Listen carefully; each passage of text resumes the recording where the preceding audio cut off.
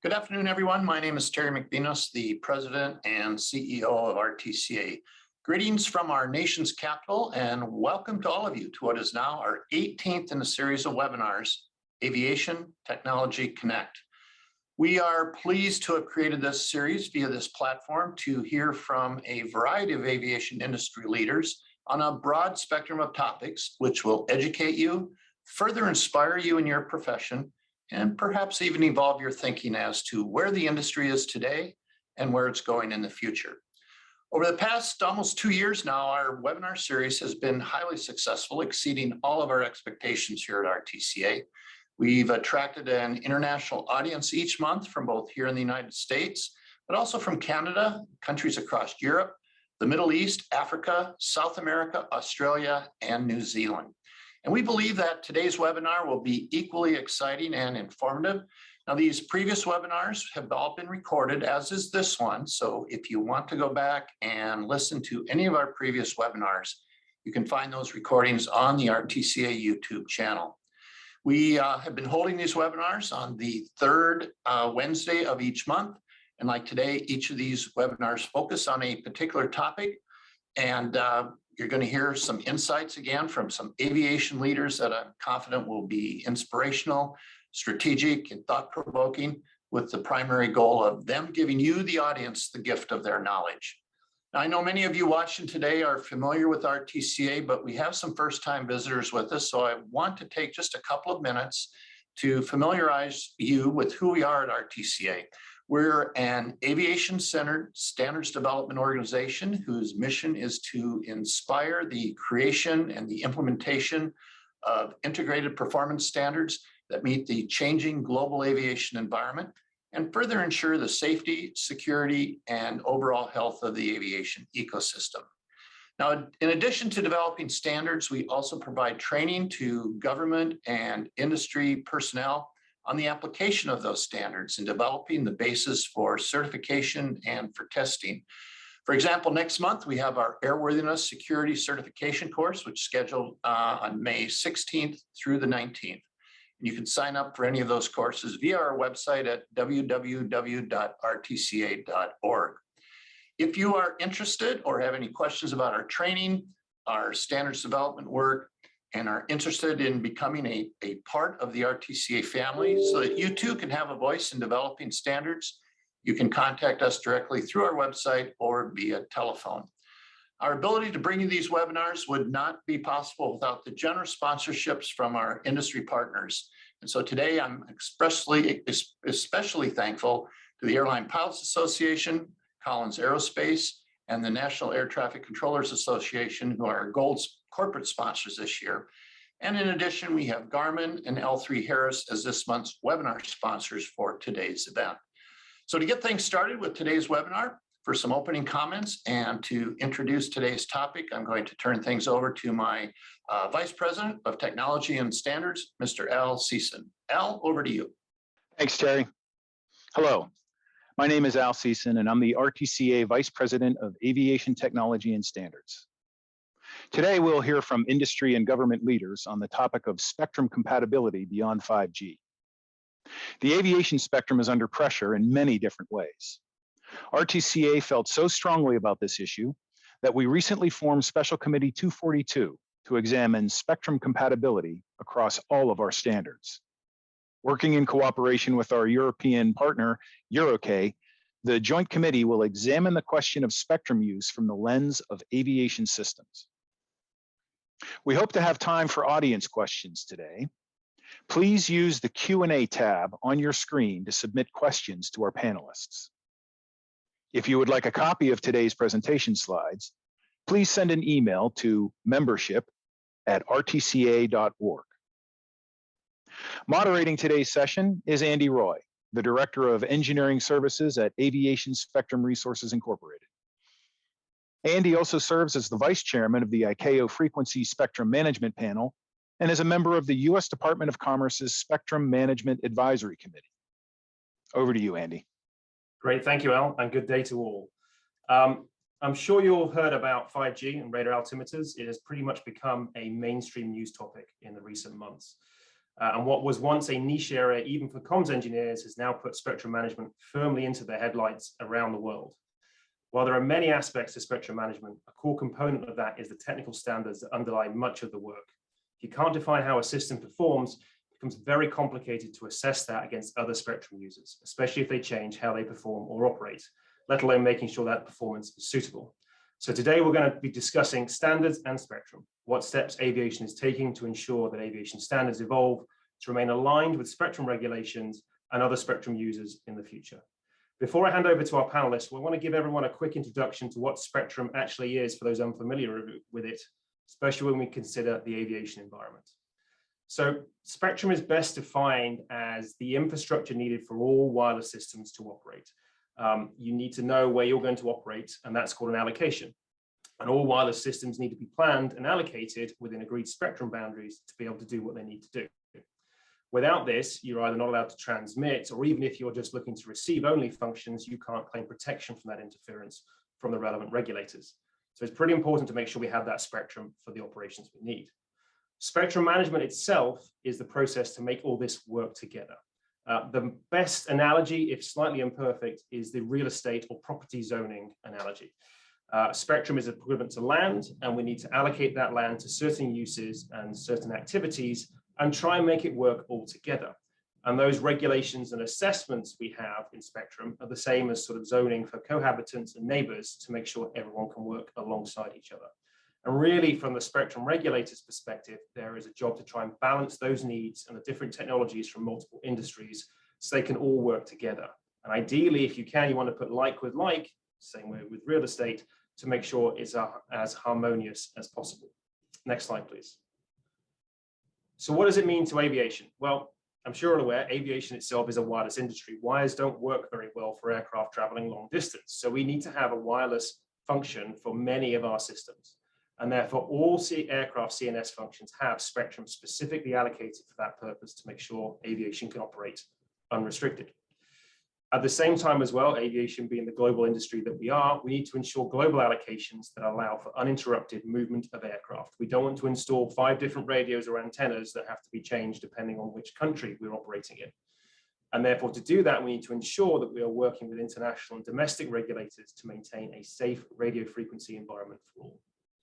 Now, the promotion and protection of this aviation spectrum cannot happen with the underlying data, as I mentioned before. And therefore, standards and technical data are critical to that process. And therefore, how we define those documents and relevant standards is pretty critical as well. Next slide, please. Just to give you a visualization then of what spectrum looks like effectively in spectrum management, here is a frequency allocation table from the US going from 3 megahertz to 30 gigahertz. And if we simplify this a little bit with some overlays, you'll see that actually we start looking at what aviation actually uses across this range. And we start with green with the communication systems, then we look at navigational systems next to that, and then after that we look at surveillance systems as well. And lastly, although they're not aviation spectrum, supporting systems also exist in the environment as well, whether it's these days SATCOM for Wi-Fi to the passengers in the aircraft, or even ground radios we use at airports. So you can see here there is a significant element to how aviation uses spectrum in a global context as well. Next slide, please. So today, joining me to discuss this are 3 panelists across different areas of aviation, from the operators to the manufacturers to the regulators. So I'm pleased to introduce firstly Edward Hahn. He's the senior engineer from air traffic management and technology at the Airline Pilots Association. Ed focuses on operational and safety aspects of new aviation technology and the changing landscape aviation finds itself in.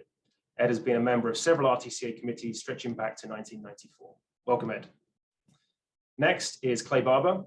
He is the principal engineer at Garmin International and has also represented Garmin on various RTCA committees. He also now serves as Garmin's program management committee member and secretary of SC 242. Thank you for joining us, Clay. And lastly, Michael Weiler is the manager of the FAA Spectrum Engineering Services Group and has over 25 years supporting the agency in its mission. Thank you for joining us, Mike. So I want to allow Ed, Clay, and Mike to give them, and I'll let them go in turns. I'll start with Ed, if we can do, please, to give a perspective from the pilots about what spectrum is and what it means. Thank you. Thank you, Andy. Again, my name is Ed Hahn. I am from the Airline Pilots Association. And I have the honor of being the chair of RTCA SC 242 on spectrum compatibility. Next slide. So I'm going to give you a brief view from the cockpit on what spectrum means, and give some operational examples of what the impacts from the C-band 5G deployment have been. And then I'll introduce what SC 242 is actually attempting to do. So next slide. So ALPA represents about 62,000 pilots flying for about 38 airlines in the United States and Canada. And the average pilot is just not thinking about spectrum, even once in a while. It's the expectation on the part of the pilot that the systems on the airplane are just going to work.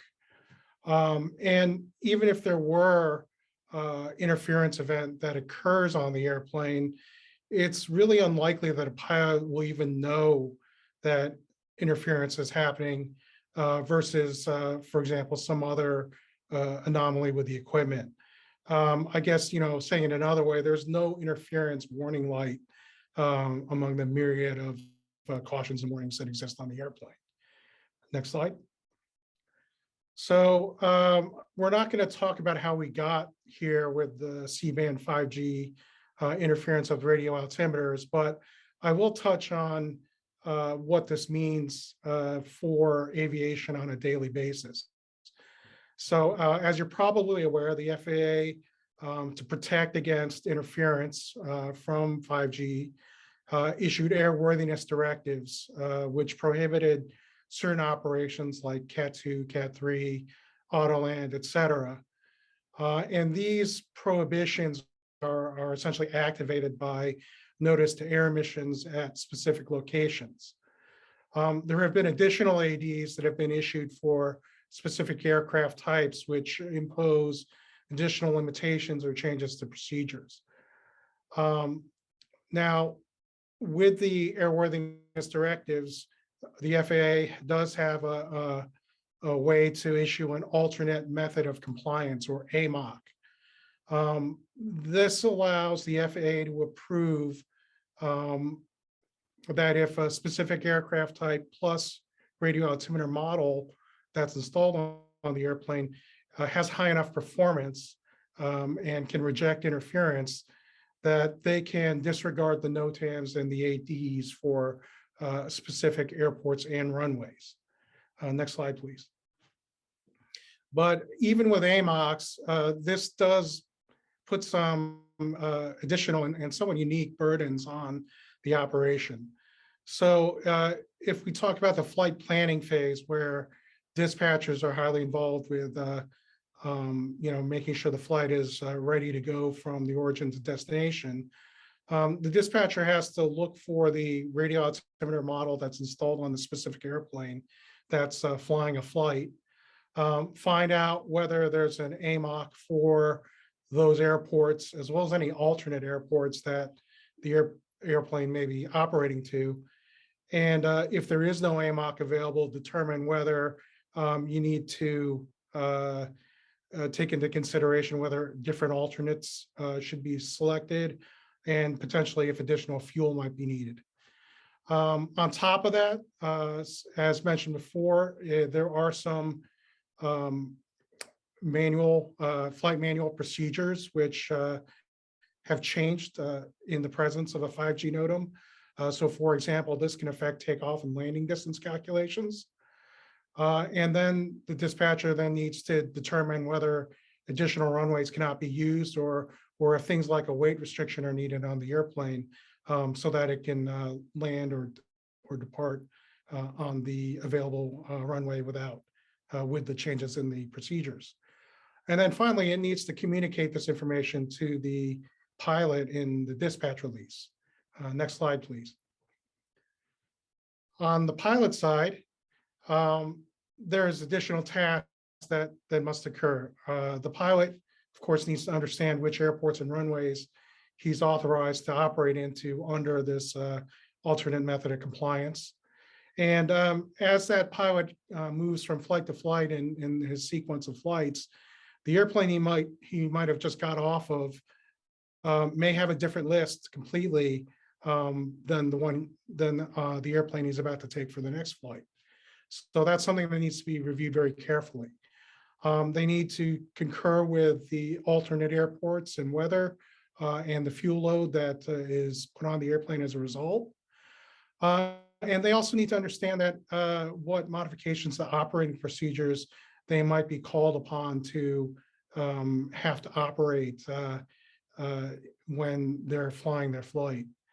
If there's no AMOC available, there may be possible malfunctions or loss of safety warning systems, such as TCAS, wind shear, terrain avoidance, and things like aircraft configuration.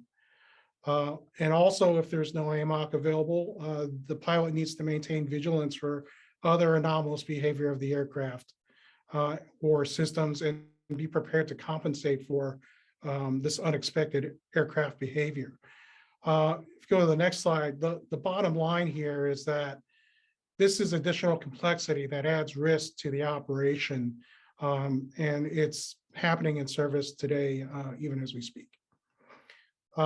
Next slide, please. So Andy showed you this very good summary graphically of the spectrum that aviation uses. In our work in SC 242, which is joined with the EUROK Working Group 124, we're working to prevent future disruptions like we're seeing with the 5G radio altimeter issue from happening into the future. Next slide. So our tasking within SC 242 is essentially two full deliverables initially. The first is to do an assessment of the aeronautically standardized RF systems that are out there. So these are all the systems that RTCA or EUROK have created MOPS or other equipment standards for. It's really to look at to what extent RF compatibility is addressed within the performance standards, as well as possibly identify where there might be technical areas that need improvement the next time the MOPS is open for revision. The second task is really to provide some additional guidance for the developers of standards for aviation systems. And this is to provide guidance on RF characteristics that really need to be specified to ensure spectrum compatibility and would be used for any updated or new systems that RTCA or EUROK may go about creating. Go to the next slide. The intended use of these deliverables is to use them in future work with ICAO, with the FAA, EASA, and other national CAAs. They'll be important for aircraft and equipment manufacturers to understand. Spectrum regulators, including those outside of aviation, will be another user of these. This is, for example, to communicate the aviation safety requirements as well as equipment life cycles and upgrade paths and timelines. And then, of course, because it is guidance material for MOPS development, other RTCA and EUROK committees. With that, I'll hand off to my colleague, Clay Barber, who's the secretary of SC 242, who's going to go into a little more detail about what RF compatibility means. Thanks, Clay. Thank you, Ed. As Ed mentioned, I'm going to take a little bit of a equipment manufacturer perspective of spectrum compatibility here. Go ahead to the next slide, please. So first of all, I want to emphasize the importance of aeronautical standards. Garmin was founded in 1989, and we nearly immediately benefited from RTCA standards before we were even a member. In 1994, we became the first manufacturer to receive FAA Technical Standard Order authorization for a TSO 129 GPS receiver. That TSO 129, that FAA TSO called out RTCA D0208 as the minimum performance standard. And a little bit of history here, RTCA has been producing aeronautical standards since 1935 that have benefited Garmin and many other organizations. And during that long history, there's been an evolution in how the various standards have considered radio frequency or RF performance. And as Ed mentioned already, one of the SC242 tasks is to survey the current RF system standards to help identify areas where there are shortcomings as well as good practices. Next slide, please. As a bit of example, I'm going to go through 3 different examples of how looking at standards in a mini survey, if you will.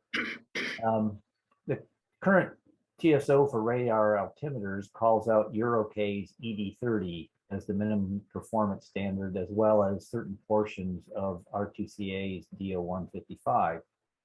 Within ED30, there's a couple of requirements, basically. One is that the transmitter must comply with ITU spurious radiation requirements for the radar altimeters 4.2 to 4.4 gigahertz band. And the other is really a testing requirement that the radar altimeter must remain accurate when subject to various RTCA DO160 electromagnetic interference environments. Otherwise, there's no specific receiver or transmitter performance requirements. EUROK ED30 was defined in 1980, and DO155 was defined even earlier. Go ahead with the next slide, please. Another example is ILS localizers. The FAA TSO calls out RTCA DO195 as the minimum performance standard. The localizer minimum performance standard, DO195, was published in 1986. And it came with some more well-defined performance requirements related to adjacent channel and in-band signals, cross-modulation, intermodulation, spurious response, and other types of requirements. One difference between the localizer and the radar altimeters is that the adjacent band for the localizers included high-powered TV and FM radio signals that had to be considered, whereas the radar altimeter band was next to a quiet satellite downlink only kind of band. Next slide, please. A third kind of example is what has been done with GPS minimum performance. RTCA's DO235C and DO292 provide radio frequency interference assessments for L1 and L5 respectively. And if you look to the graphic at the right, these documents consider the total RFI environment, both aeronautical based and non-aeronautical based, and both onboard and offboard sources. And these documents then define an environment that inform the GPS minimum performance documents like DO229E for receivers and DO301 for antennas. The current FAA TSO for GPS SBAS, or satellite-based augmentation system receivers, calls out that DO229E document. And the DO229E defines adjacent and in-band interference environment within which the receiver performance requirements such as satellite acquisition and tracking sensitivity, position accuracy, and integrity must be met. And that environment is kind of largely defined by the mask that is shown in the left-hand graphic. In this performance standard, DO229E, any interference in excess of that defined environment is allowed to result in loss of function, but not misleading information. Next slide, please. So as Ed already mentioned, SC242 has a couple of different tasks. That survey task that we kind of had a mini survey example of is intended to produce a report that identifies areas where current RF standards have system standards have good practices and shortcomings.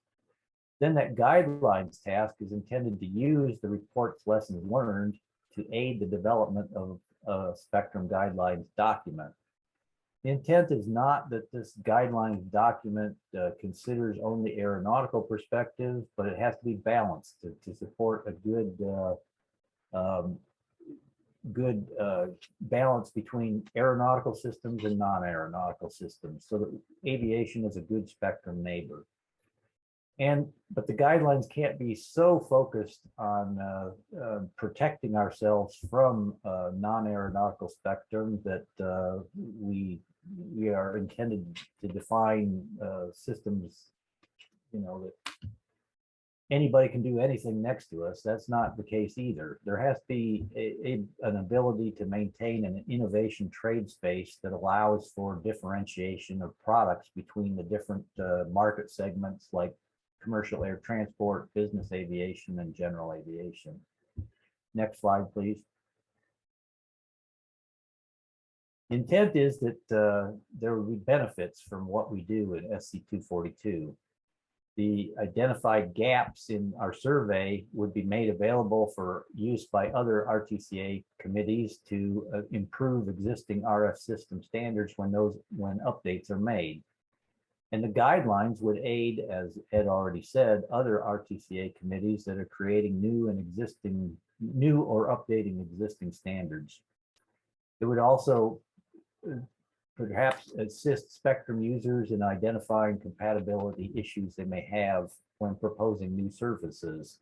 And again, those would be both between aeronautical and non-aeronautical services, and within aeronautical, where there's two different services that may have need for compatibility. And those guidelines would be available as a reference for FAA and other civil aviation authorities and FCC and other spectrum regulators. The intent is that this effort will expand the benefit of RTCA standards for Garmin and other organizations. At this point, I'm going to turn it over to Michael.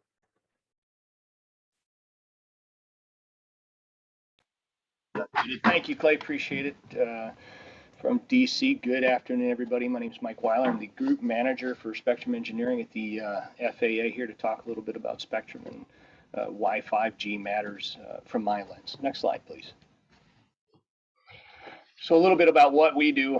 You guys are going to see this chart or a variation of it for the next couple of slides. In spectrum engineering in the FAA, we're responsible for managing, securing, and protecting aviation frequencies for ComNav and surveillance systems. You'll see a little bit later, could be a heavy lift given all the capabilities we have, but nonetheless, it's a job we love. We want to make sure we're engineered in a way that protects spectrum to ensure it's safe for aviation, whether that's through engineering and not causing RFI, or by seeking out RFI that might be unintentional or intentional within the national airspace system. We look at this question and I think are starting to think about, is there a way to accommodate current and future demands by bringing in efficiencies or re-engineering or restructuring around spectrum? We've got legacy systems that have been out there for a minute. We've also got some new capabilities. So one of our goals is to look at where is the inefficiency in the utilization of spectrum, so that we can be better stewards of that spectrum. As everybody knows, I think it's been said, but it's a growing commodity that's not growing itself. We're getting through this 5G activity, and folks are already talking about 6G. DoD's starting to embrace 5G, new technologies. If I could tell you all the devices my grandkids use that use RF, that would be another hour conversation after this. But nonetheless, we know we've got a mission to protect aviation safety, and that tool, that spectrum, is becoming less and less as we go. And just a little side note, since about 94, 102 auctions, about 123 billion in revenues. So it's business, right? We want to see industry succeed, but we also need to ensure aviation safety. Next slide, please. So a little bit more. So, we talk about complex RF environments. Direct your attention to the airplane bottom center. There's really not a lot that doesn't use RF. And so in terms of, working through the work groups that we're on here at the FAA through NTI and FCC, there's a lot of engineering that needs to go on. So whether it's the bands that are associated with aviation use that we have direct control over, or those such as the RADAL, right? There's a lot to look at, and you bring in the complexity of sharing. How does that introduce interference into other systems? So combine that complex RF environment with continued demand for more speed, higher data rates, things of that sort, and then we add in a little more complexity, right? And I think we're seeing some of this with the 5G. What's the mission set? Whether it's a mission set for a government agency or for industry, right? We got to be competitive. The Beat China 5G Act. There's lots of stuff going on. And it's making the job that we all have quite a bit more complex and challenging, and trying to figure out how to ensure the capabilities we have today perform as they're supposed to with adjacent or even less spectrum. Strategy, I talked with Andy and a couple of other colleagues, but where are we going? We see a lot of good work happening in 242. We do a lot of good work all the way up through ITU and ICAO into WRC. But what does that roadmap look like, right? I think there's a lot for us to look at in terms of what could be coming off the Spectrum shelf and what needs to remain in order to make sure that we've got the compatibility. Ed and Clay talked about 5G impacts and standards, and I think we're starting to really pay good close attention onto what we need to do and what we need to communicate to end manufacturers in terms of guidance. At the end, you've probably heard it before, but the goal is coexistence. And what does that look like? It's going to, I think, force a lot of folks to change on how they think about spectrum, how they're educated in spectrum, understanding the FAA safety, the SRM process, understanding our statutory role within aviation, but even understanding how our systems work. We've got systems that are built for 20-year life cycles, typically go through a tech refresh or a SLEP, which expands that time. So the duration of use for spectrum is not limited or short-term. Next slide, please. So just real quick, I'm going to say for instructional purposes only for any of you prior military out there. But in terms of what we're looking at for core capabilities within the agency, you see we've got about 9,000 VHF and 5,000 UHF facilities, 1,000 VORs, 1,300 localizers. You guys can read the rest of the page. So there's a lot of spectrum involved with that. We're the second largest user within the federal government, second to DOD. I think this year we were around 30,000, just north of 30,000 frequencies. So as we work through to protect those frequencies from interference, but also to make sure that they've got a space for aviation focus use. There's a lot of work going on, but again, at the same time, there's a lot of new entrants for new technology, plus some legacy stuff that we need to take care of. Next slide. So in terms of imperatives, we want to make sure we protect against encroachment on aviation safety. And as everybody's aware of the 5G, the work that's going into that and the impacts that it's caused. But we want to make sure that there are dedicated parts, or there are protected parts, adjacent band for industry. That's attractive. They don't have to split that band up.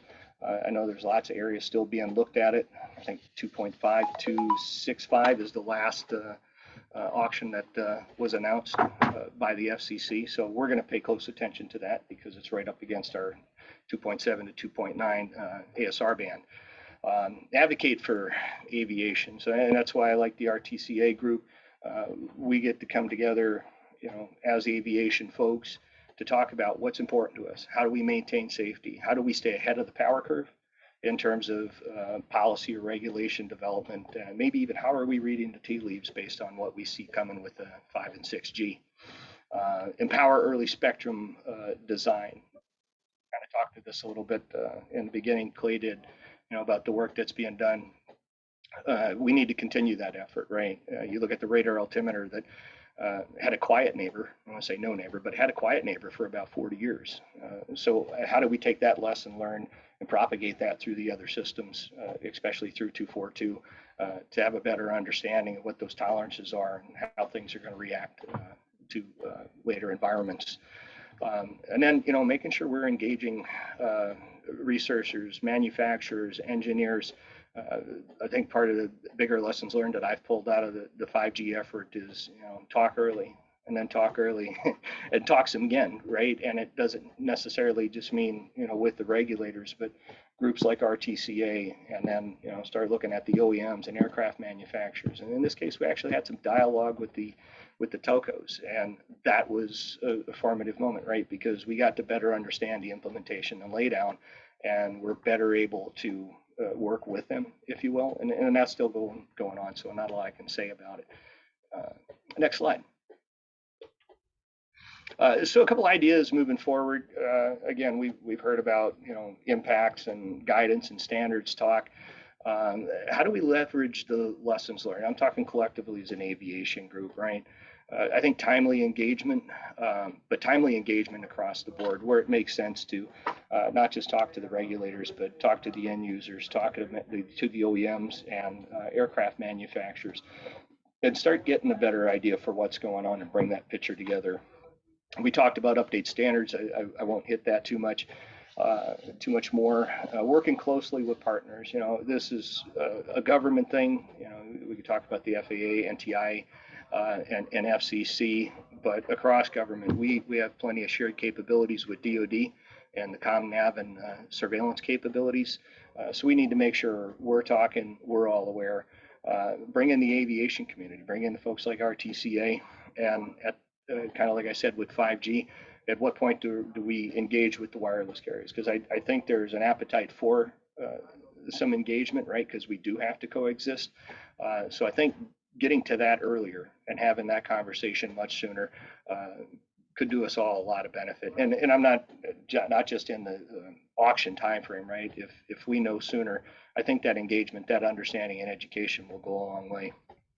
My last one is how do we move forward strategically, right? So we've got some great work groups and smart people sitting on them doing a fantastic job. And aside from the standards, what are the future needs, and how do we support legacy up into a point where it's no longer legacy, if you will? There's a lot of work, I think, in the background and reading the tea leaves and updating standards. Trying to understand where things are going, but also in the concept of, not letting go of spectrum versus sharing or selling. I know that there's advocates for all three. I think we need to be smart with what we defend. Again, our ASR band we've had for quite some time and plan to have for quite some time. It's the time for having those conversations about what could this look like in the future. And it's not just our ASR band. I think it's everything. Because that brings the next question: what is the future going to bring? At what point, how much spectrum is going to be left for any given function, and how do we adopt and make sure that safety of aviation is taken care of? So, I think that's my last slide. Wraps me up. You can go ahead to the next slide, producer. I think it's the question slide. With that, I'll thank everybody for the opportunity and time to talk. Looking forward to questions. With that, I'm going to hand it back to Andy Roy. Thank you. Great. Thank you, Mike. Appreciate that. And thank you to our other panelists as well for their presentations. If I could ask you to all come back on video, and what we're going to do now is start the Q&A session. I would encourage the audience, please submit questions through the Q&A. We've already got a couple there, but I'd encourage any more you have. Before we get to those, I want to do an opening question, which I think is pretty relevant and would further enforce some of the points that have already been made in the presentations. Obviously, with the 5G radar altimeter topic pretty much being the elephant in the room, or cell tower in the room for spectrum at this point in time, I don't want to get started into too much detailed discussion of the issues on that particular topic in this Q&A because we can be here for the whole day. And I'd also point to RTCA as a webinar from November 2020 that explains more the concerns and technical assessments of those issues. But I would like to ask about going forward, given all the meetings that I know we've all been through in this topic. Can you all give me an example of an immediate and a long-term action, both of those, that you think aviation aerospace should be jointly doing to ensure smoother sailing as additional spectrum questions arise from potentially other aviation systems as we go forward? Ed, if I can start with you, then Clay, and then Mike, please.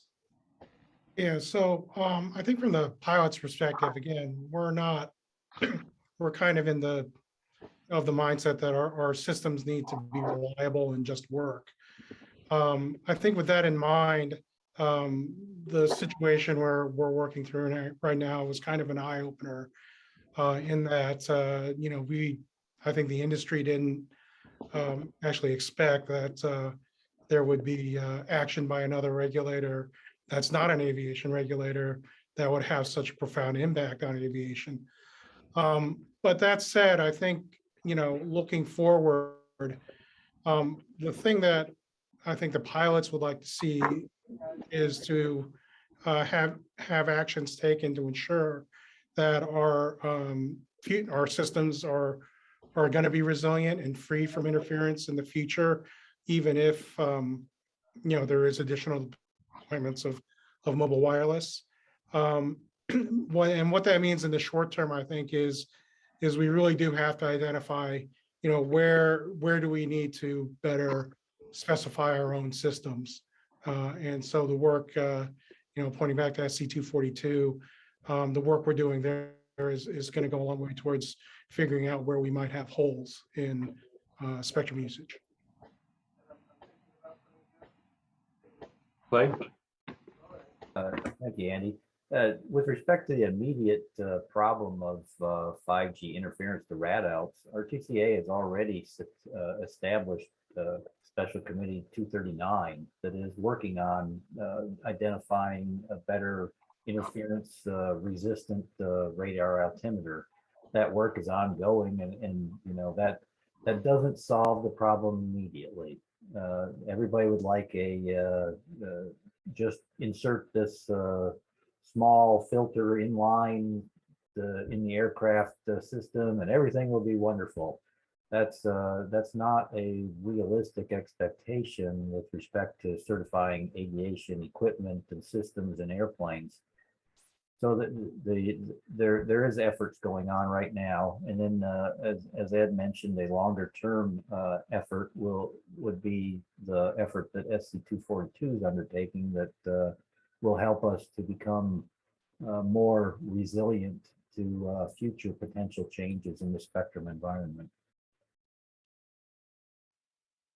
It would, I guess, near term and far term, if I could use the same comment I used in the briefing, Andy, I think it would be talk early. I think there's relationships that we've built in this process. I think there's relationships we'll need to continue to build as we move forward. Proactive, I think, is going to be the name of the game, and we see that in 239 and 242. But really, the collective of us aviation working together, and whether that's these types of telecons, whether it's engagement with NTI or FCC, or even with the wireless community, we're going to have to really keep those dialogues going and maintain the relationships. We might agree to disagree at some point, but I think that's going to be more important than not having the conversations. Right, thank you. And that actually leads us to a question from the audience, actually, on that note. So it says here, a contributing factor to the 5G rollout problem was not having all the key stakeholders in the room together to inform and vet the technical analysis. Well, SC 242 directly include members from the telecom industry, spectrum regulators, FCC, etc., so that their perspectives and constraints might be better understood, and likewise to help ensure that the products coming out of SC 242 are acceptable by the telecom community. I'll take a crack at that, if you don't mind. First of all, I'd like to say that RTCA is an organization that is open to membership from all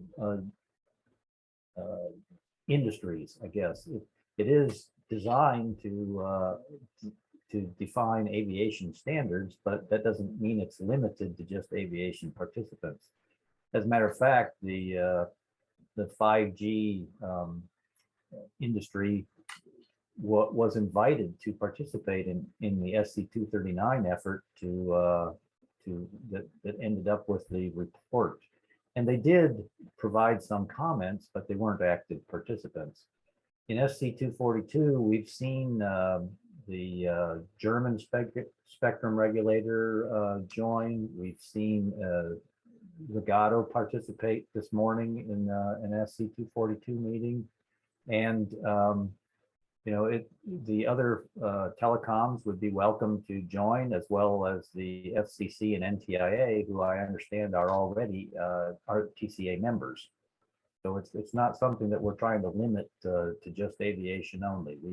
We would welcome participation by others.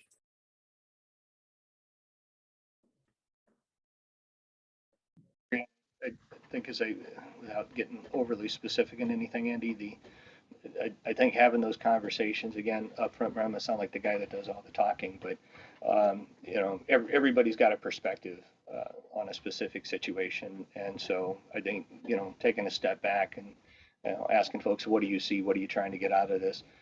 Having some of those conversations early on, people were really stuck to whatever thought, idea, principle they had.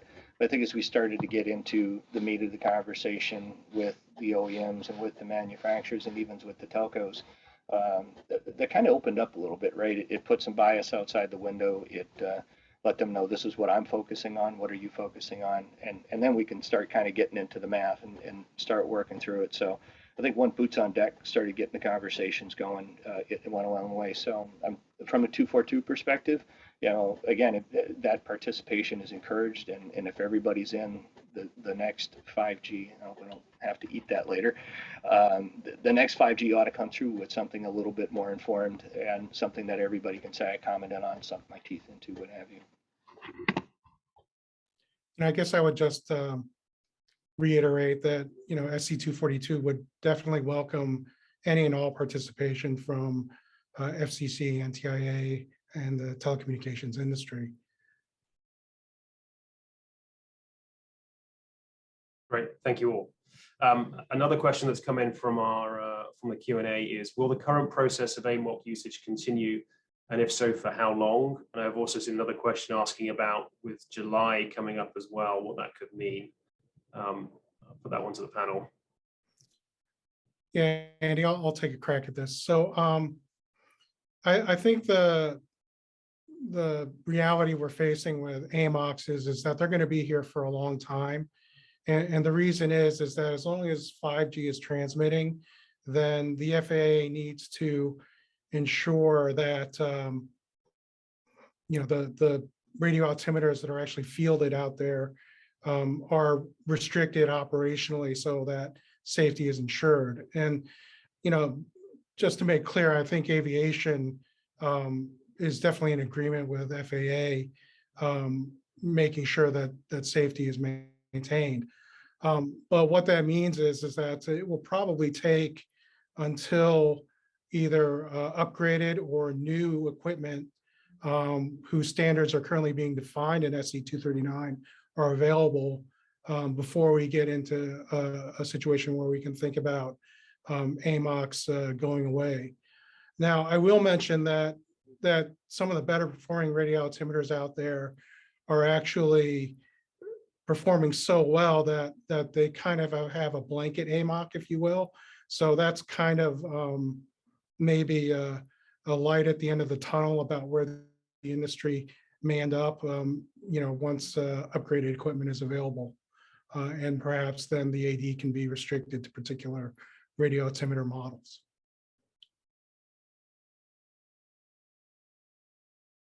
Thanks, Ed. Another question that's come in, is there a consideration of putting a life cycle limit on legacy systems that are approved by very old standards? And then that links to another question, if considering new designs and standards, what is a reasonable time frame for aviation to plan for adopting new standards and then implementing those systems? Retrofits are not an easy process.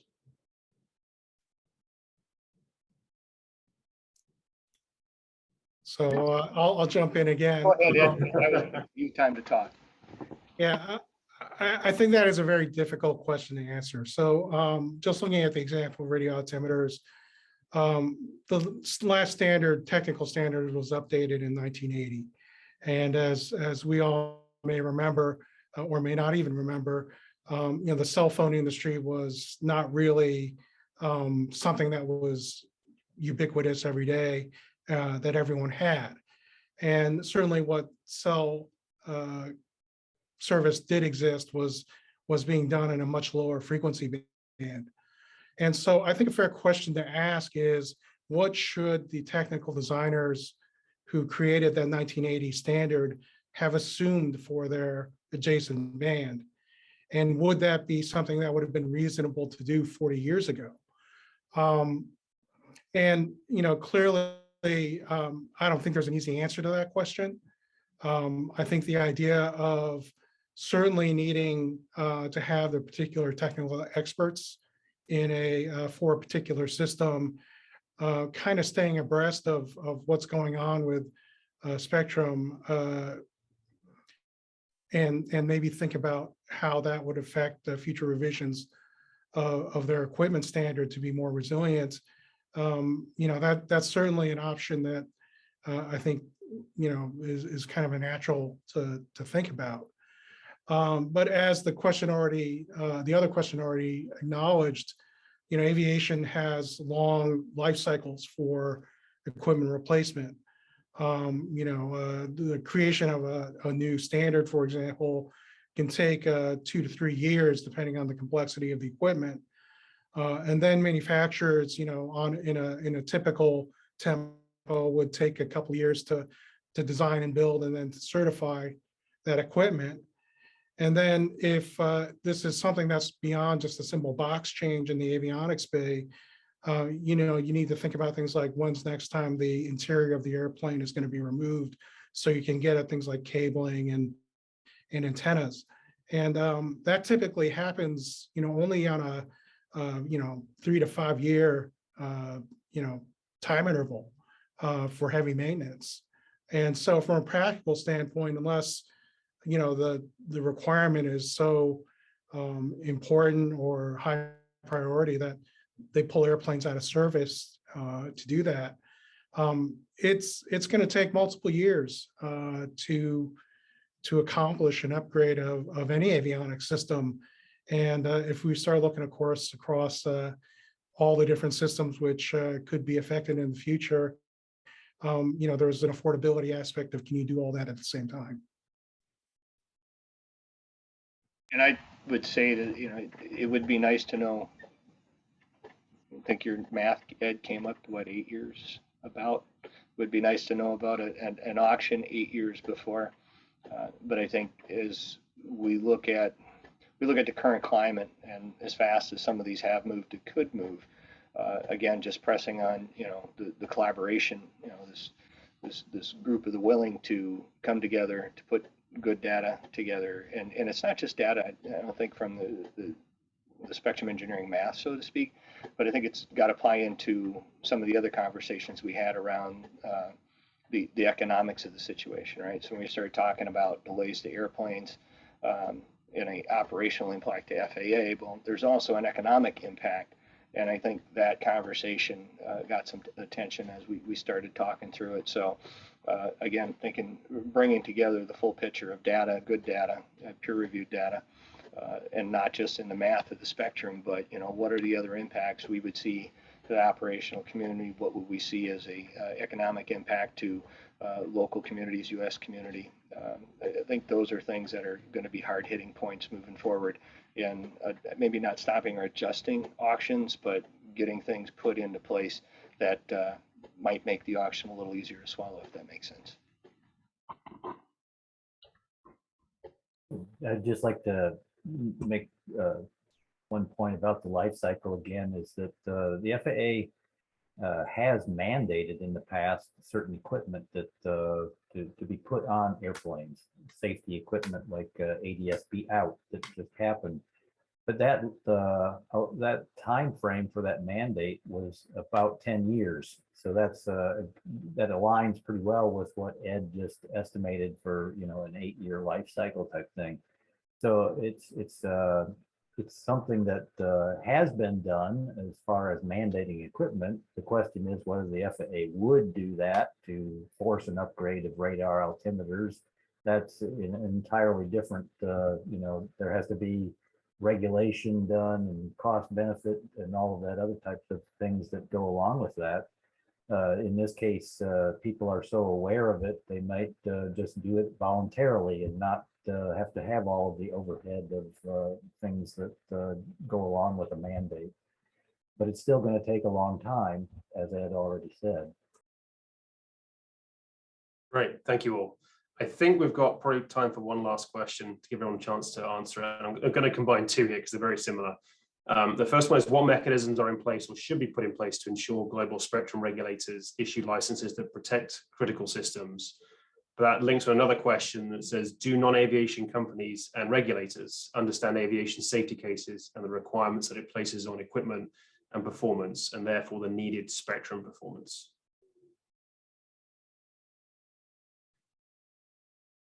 Take the second one, Andy, not to cherry pick from the questions, but I think with a lot of things in life, you know what you know and you don't know what you don't know. And I'll say we did spend some time with the regulators, even with the with wireless folks, helping them understand, you know, what does the NAS look like and how does it operate? You know, everything from bringing new systems into the air traffic operations, what our SRM process looks like for safety risk management, and then even into how long we have systems and how we maintain those systems. And even, you know, that effectively we're the expert on that system, right? So if you don't know how an ASR 9 or an ASR 11 works, things of that sort. So we try to educate folks, whether they feel like they need it or not, what's the importance of aviation safety, what's our role in aviation safety, how those pieces of equipment tie in, and then how the NAS works. So I think that there is a level of education for folks to need, because, you know, if you would, and it's not a ding on NTI FCC colleagues, you know, they've got a lot of stuff they work, and they've got an incredible amount of spectrum knowledge. But to know every system and every agency safety case is I think a bit much. So bringing that up forward, say this is who we are, this is how we operate, and this is why it's important to us, I think is a good place to start sometimes.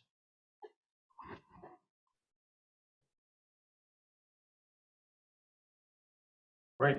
Okay, well, thank you all. I think that is, although we've got lots more questions that we could probably spend the entire day here going through all of them, I think we've run out of time. So I'd like to thank you all for your time today. Really much appreciate it. I think as we heard from the discussion here, both for the rad out and 5G issue, but also going forward, there's a lot of work to do, and the changing environment really is one of those things about how do we get a grip on that, especially given how aviation operates and the life cycles that we have to bear in mind, and the regulatory, to put it mildly, overhead, I would say, that we have to make sure we have to maintain that safety function. So Ed, Clay, and Mike, I do appreciate your time. Thank you so much. With that, I will hand back to Al to wrap us up. Thank you, Andy. As expected, that was a very insightful look at the issues facing spectrum compatibility in aviation. And thank you, Clay Barber of Garmin, Ed Hahn of the Airline Pilots Association, Mike Weiler of the FAA, and of course, Andy Roy of ASRI, for sharing that insight and giving us the benefit of your perspectives on this important topic. I'd also like to thank our gold sponsors, the Airline Pilots Association, Collins Aerospace, and the National Air Traffic Controllers Association, as well as today's webinar sponsors, Garmin and L3Harris. We're grateful to each of them for their support of RTCA and our mission of creating performance standards that ensure the safety, security, and overall health of the aviation system. In closing, I'd like to remind you that our next webinar will be in June. Watch your email for future announcements regarding this event. Also, you can find all of RTCA's webinar videos on our YouTube channel. The video of today's webinar will be available by this Friday. I hope you've enjoyed today's presentations as I have, and I thank you for attending. Have a good afternoon.